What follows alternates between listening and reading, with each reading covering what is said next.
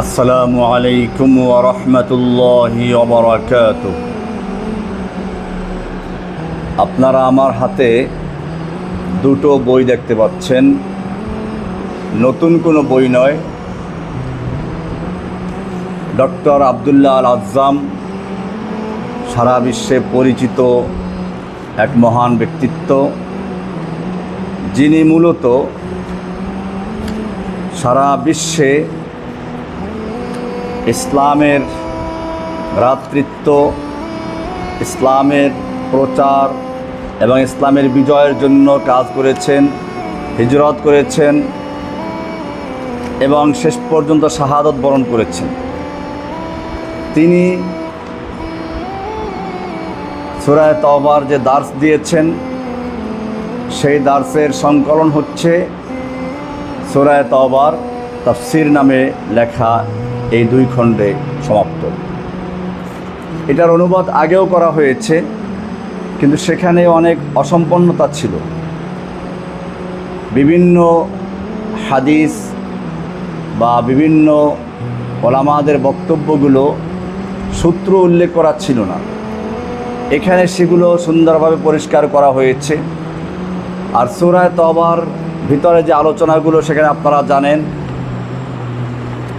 এখানে আল্লাহ সুবহানাহু ওয়া তাআলা এই সূরার ভিতরে অনেক গুরুত্বপূর্ণ বিষয় আলোচনা করেছেন।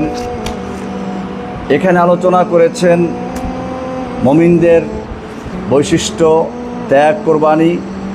অপরদিকে মুনাফিকদের চরিত্র সুন্দরভাবে ফুটিয়ে তুলে ধরা হয়েছে বিস্তারিতভাবে এই সূরা তাওবার তাফসীরের ভিতরে। এমনিভাবে এখানে ইকামতের দিনের জন্য গুরুত্বপূর্ণ যে কাজগুলো সেগুলো উল্লেখ করা হয়েছে। মুনাফিকদের চরিত্র উন্মোচন করেছেন এবং ইকামতের দিনের জন্য জীবনে যা অপরিহার্য তা উল্লেখ করেছেন।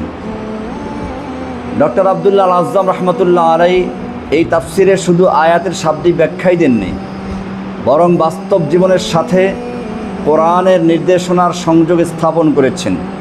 তিনি সাহাবায়ে কেরামের জীবন থেকে শুরু করে সমকালীন জিহাদের ময়দানে শহীদদের কাহিনী তুলে ধরেছেন, যা পাঠকের হৃদয়ে ঈমানের প্রাণ সঞ্চার করে।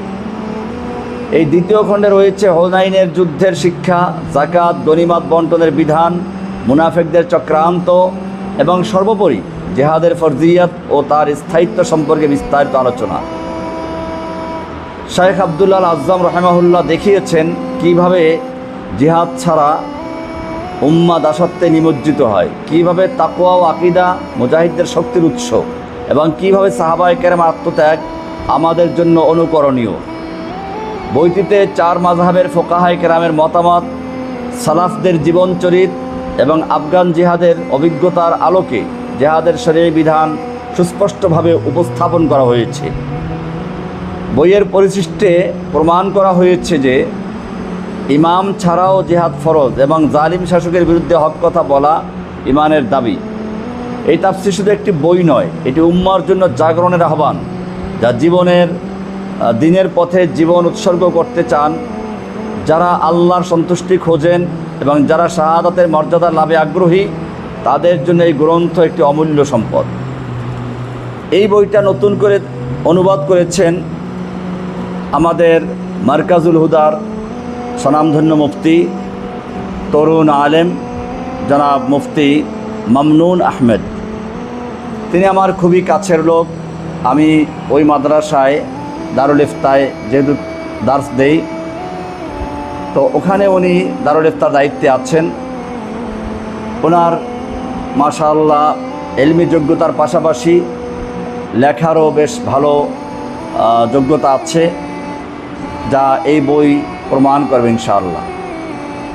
এখানে অনেকগুলো বিষয় নতুন সংযোজন করা হয়েছে। বিভিন্ন হাদিসের উদ্ধৃতি উল্লেখ ছিল না আগে, সেগুলো যুক্ত করা হয়েছে। এমনিভাবে যেখানে কিছু অস্পষ্টতা আছে তার ব্যাখ্যা করা হয়েছে।